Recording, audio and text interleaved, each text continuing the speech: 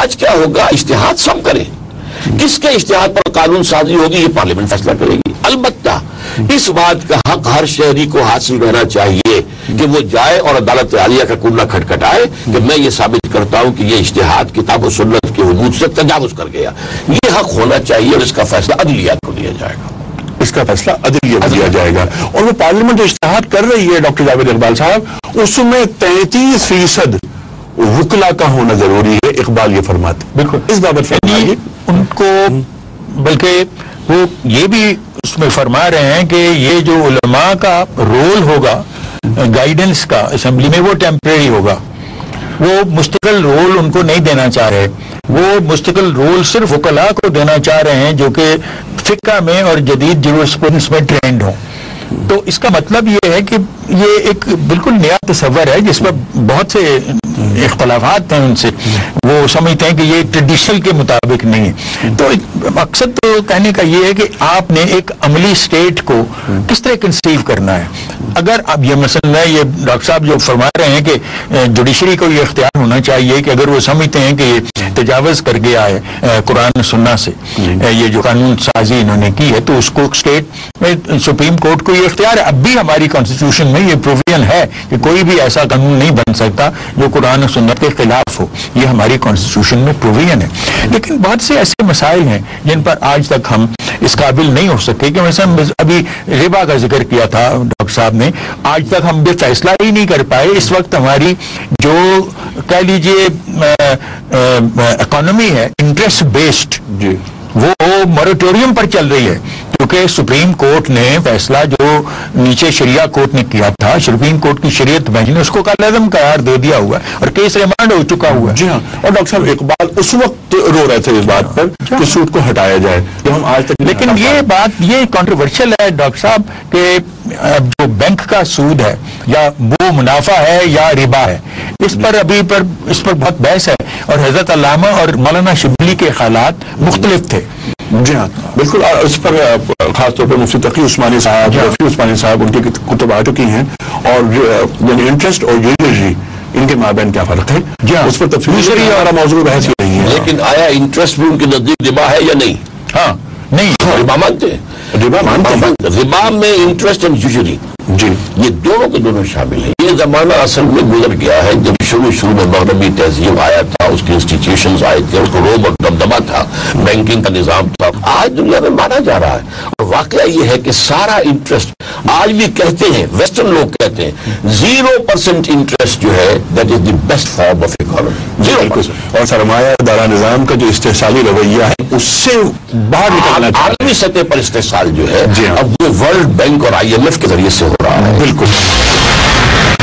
کوئی بڑا قلق رہا اور اس بات پہ بھی روتے رہے کہ مسلمانوں نے من حیث الامہ قرآن کریم سے دوری اختیار کر رکھی ہے. اقبال امت اور قرآن کے درمیان فاصلے کو دیکھ رہے ہیں. اقبال کے نزدیک تو امت کے زوال کا اصل سبب ہی قرآن سے دوری ہے. میں نے تو 5ویں جماعت کے تعلیم کی حیثیت سے اقبال کی نظم پڑھی تھی بانگ درا میں جواب شکوہ. وہ زمانے میں معزز تھے مسلمان ہو کر اور تم خار ہوئے تاریخ قرآن ہو کر. وہ شعر میرے تحت شعور کی سب سے نچلی سطح جو ہے اس میں چپک کر رہ گیا. اس نے میری زندگی کو خاص روپ پر ڈھالا ہے. تو بعد میں آ کر جب فارسی میں میں نے ان کی شاعری کی جو ہے کچھ مطالعہ کیا تو جس شاندار الفاظ میں کہا ہے خار از محجوری قرآن شدی شکوہ سنجے گردش دوران شدی اے جو شبنم بزمی افتندئی در بغل داری کتاب زندگی. وہ کتاب زندہ جیسے حضرت موسیٰ بھی تھوڑی دیر کے لیے خوفزدہ ہو گئے تھے کہ میرا جو معجزہ تھا کہ وہ میری لاٹھی جو ہے وہ سانپ بن جاتی تھی تو یہ تو انہوں نے کر کے دکھا دیا. تو پھر اوجزہ فی نفسہ خیفۃ موسیٰ کو خوف ہوا. اللہ نے کہا لا تخف ڈالو ذرا اپنا عصا اور وہ ہڑپ کر گیا سب کو. تو وہ عصائے موسیٰ جو ہے تمہاری بغل میں ہے. تو قرآن مجید کے دائی میری زندگی کے لیے اگر کوئی لفظ آ سکتا ہے تو میں نے اپنی زندگی دعوت الی القرآن یا دعوت رجوع الی القرآن میں بسر کی ہے. اور اس کے لیے میں مرحوم منت ہوں علامہ اقبال کا. اور میں اصل میں علامہ اقبال کو اس دور کا سب سے بڑا داعی قرآن سمجھتا ہوں. اے کہ مین عظیم قرآن عظیم در کجا تا کجا در حجرہ باشی مقیم در جہاں اسرار دینا فاش کن. آؤ نا میدان کے اندر اللہ کے دین کے اسرار دنیا کے سامنے بیان کروں. آ کر جو ہے وہ شرع مصطفیٰ جو ہے وہ جو ابلیس کہتا ہے کہ مجھے اندیشہ ہے ہو نہ جائے آشکارا شرع پیغمبر کہیں، وہ شرع پیغمبر کیا ہے؟ الحذر آئین پیغمبر سے 100 بار الحذر، ابلیس کہہ رہا ہے، ابلیس کی وجہ سے شروع کے پاس اور وہ کیا ہے؟ الحذر آئین پیغمبر سے 100 بار الحذر، حافظ ناموس زن، یہ معاشرتی نظام اسلام کا، مرد آفری، مرد آزما، مرد آفری، اور موت کا پیغام ہر نوع غلامی کے لیے، نہ کوئی فسفر و خاکہ، نہ گدائے رہلشی، کرتا ہے دولت کو ہر آلودگی سے پاک و صاف، غلاموں کو مال و دولت کا بناتا ہے امین، اس سے بڑھ کر اور کیا فکر و عمل کا انقلاب، بادشاہوں کی نہیں اللہ کی ہے یہ زمین۔ آپ صرف سود کی بات کر رہے ہیں، میں تو یہ دیکھتا ہوں کہ علماء کرام کی عظیم اکثریت جس شے کو جائز حلال کیے بیٹھی ہوئی ہے، اقبال اس کو بھی حرام کہتے تھے، مزارعت حرام ہے، یہ زمین کا سود ہے، اور وہ کہتے ہیں خدا عام ملت تیرا سروری داد کہ تقدیرش بدستے بخیش بنوشت باں قوم سروکار ندارت کہ دہقانش برائے دیگرہ کشت، یہ دہقان جو ہے کھیتی چلا رہا ہے، جو ہے ہل چلا رہا ہے، یہ کس کے لیے؟ لائنس شیئر آئے گا اور جاگیردار کا جو نمائندہ کر لے جائے گا۔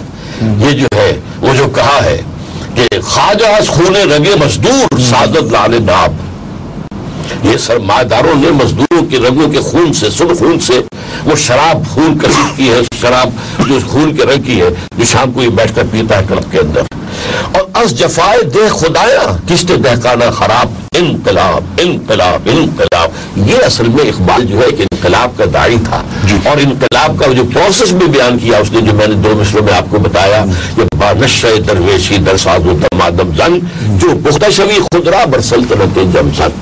بالکل درست ہے۔ شکایت کیا ہے انہیں مسلمانوں سے؟ اب میں شکایت آپ کو بتاتا ہوں جی۔ بائے آتش ترا کارے جلی نیست کہ از یاسین او آسان امیری، اے مسلمان تم نے اس قرآن کو آسان موت کا نسخہ بنا لیا ہے، یہ تو نسخہ ہے تسخیر کائنات کا تمہیں دیا گیا تھا، اور یہ نسخہ تم نے بنا لیا آسان موت کا۔ اچھا صوفی سے کے بارے میں کیا کہتے ہیں؟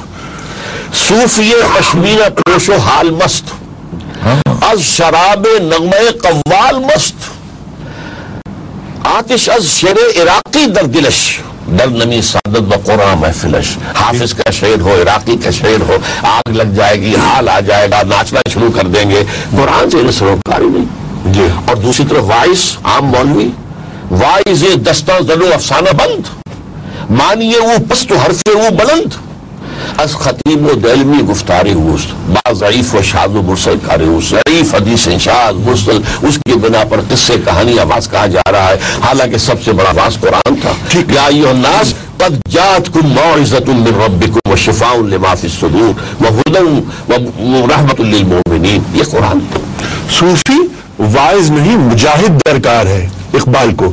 ہے جاوید اقبال صاحب، مجاہد کے تعلق سے کیا اقبال کی نگاہ کیا کہتی ہے؟ میں اس کے متعلق تو یہی عرض کروں گا کہ حضرت علامہ ہمیشہ گو وہ خود کہہ لیجیے صاحب فکر تھے، لیکن کوشش ان کی یہی تھی کہ مسلمان جو ہیں وہ صاحب عمل ہوں، تو یہ عمل اور فکر کی کشمکش جاری رہی، اور اس نقطہ نگاہ سے